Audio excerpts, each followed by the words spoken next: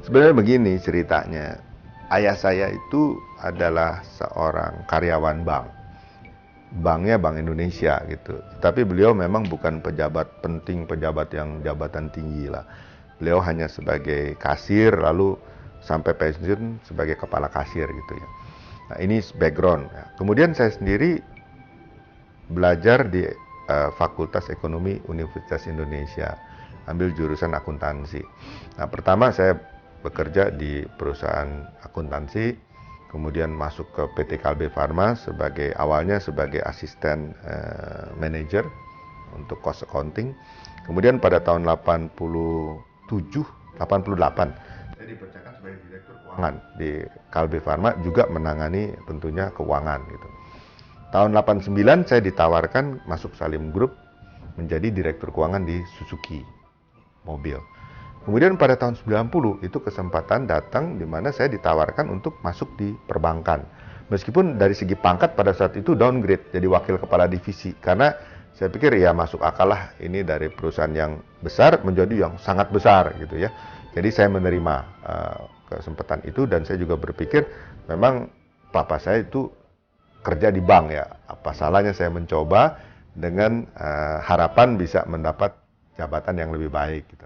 Saya masuk sebagai wakil kepala divisi, dalam waktu 5 tahun saya diangkat kepala divisi, tahun 1999 saya diangkat sebagai direktur. Pertama kali saya menjabat direktur di BCA tahun 99. 2005 saya diangkat sebagai wakil presiden direktur, baru tahun lalu saya dipercayakan menjadi presiden direktur.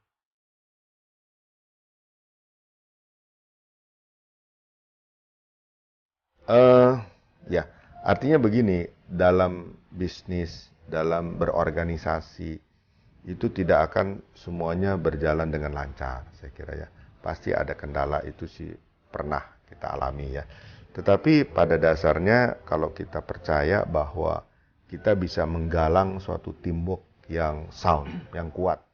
Kita percaya bahwa yakinkan staf ataupun anak buah kita bahwa kita bekerja bersama. Jadi nggak ada superior yang bisa mengatasi segala-galanya gitu. Kita harus saling bantu-membantu dan mensupport ya. Nah ini yang mendrive kita bersama untuk bisa berhasil dan berhasil. Dan beri kebebasan juga untuk memberikan ide-ide Pak. Jadi jangan selalu tuntas dituntun dari atas, itu nggak bisa ya. Jadi ide-ide bahwa itu sama-sama kita sempurnakan, sama-sama kita pikirkan ya, untuk disempurnakan, yes. Nah, jadi itu yang mungkin mengurangi kita menghadapi kegagalan. Kalau tuntas, kita bilang ini harus begini, tendensinya orang manut, akan ikutin. Tidak teruji bahwa ini salah atau betul. Itu yang bisa membuat kesalahan. Tetapi kalau itu bisa sama-sama muncul dari usulan bersama, ataupun kalau ada sesuatu pemikiran kita di fine tuning, beri kesempatan mereka untuk menggodok kembali usulan kita. Jangan langsung ditembak harus jalan seperti ini gitu kan. Lalu ini secara pelan-pelan disempurnakan, sehingga pada saat jalan kemungkinan untuk kesalahan itu relatif sedikit ya. Meskipun tidak ada gading yang tak retak lah, pasti akan ada, tetapi kemungkinan untuk itu akan sangat minimal. Nah itu yang saya coba terapkan, dan sejauh ini ya syukur itu bekerja dengan baik sehingga semuanya bisa berjalan lancar.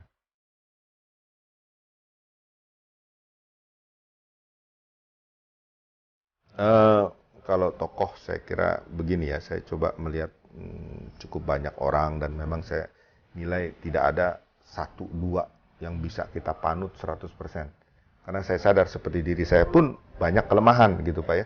Jadi kita mengambil sedikit dari sini, sedikit dari sini. Bahkan juga dari cerita pewayangan, dari kecil saya senang wayang gitu ya. Mahabharata, Ramayana, itu banyak hikmah yang kita bisa ambil. Tokoh-tokoh di situ. Juga dalam tokoh dunia nyata, baik di luar negeri maupun di dalam negeri ya. Nah itu bisa kita ambil sedikit-sedikit mana yang baik, lalu kita coba menerapkan. Jadi saya kira yang penting begini, saya ada semboyan hidup enjoy life ya. Tapi jangan disalahartikan enjoy life itu berarti kita hura-hura, kita mau foya-foya, mau cuti sebanyak-banyaknya. Tetapi sebaliknya, nikmatilah kerjaan itu. Kalau kita menikmati bekerja, bukan suatu beban, bukan suatu merasa berat ya, maka kita nggak akan merasakan itu suatu beban. Diberikan target pun rasanya enteng aja gitu ya. Karena kita memang menikmati kerja itu. Nah, ini pengertian buat saya enjoy life. Nah, tentunya harus ada keseimbangan. Kita bekerja serius, saya sendiri mungkin kalau datang kantor nggak terlalu pagi sekali sih, jam 9, setengah 10. Tapi saya pulang definitely jam 9 malam ke atas lah, berarti kerja 12 jam gitu ya. Tetapi Sabtu saya pakai untuk rekreasi dengan teman-teman golf gitu. Kadang-kadang dengan nasabah gitu, ada penting. Ini keseimbangan Pak ya. Juga hari Minggu saya pakai untuk keluarga ya, kita pergi bersama-sama. Anak saya yang besar sudah menikah, sudah ada cucu. Begitu ada kesempatan kita pergi sama-sama. Jadi ada suatu keseimbangan di mana pekerjaan juga ada untuk diri sendiri, tentu ada sesuatu yang bisa memberikan suatu injeksi baru bagi semangat gitu ya. Kemudian juga bagi keluarga. Saya kira hal itu yang kita coba balancing Pak ya. Kalau berat sedikit, terlalu berat di sesuatu juga rasanya kurang begitu bagus. Jadi dengan kita menyukai bekerja, bidang pekerjaan kita, segala yang berat itu nggak akan terasa gitu. Kalau nggak, bayangkan 9 pagi sampai 9 malam, wah itu seperti dihukum apa gitu kan. Kalau kita enjoy ya kita akan happy terus gitu.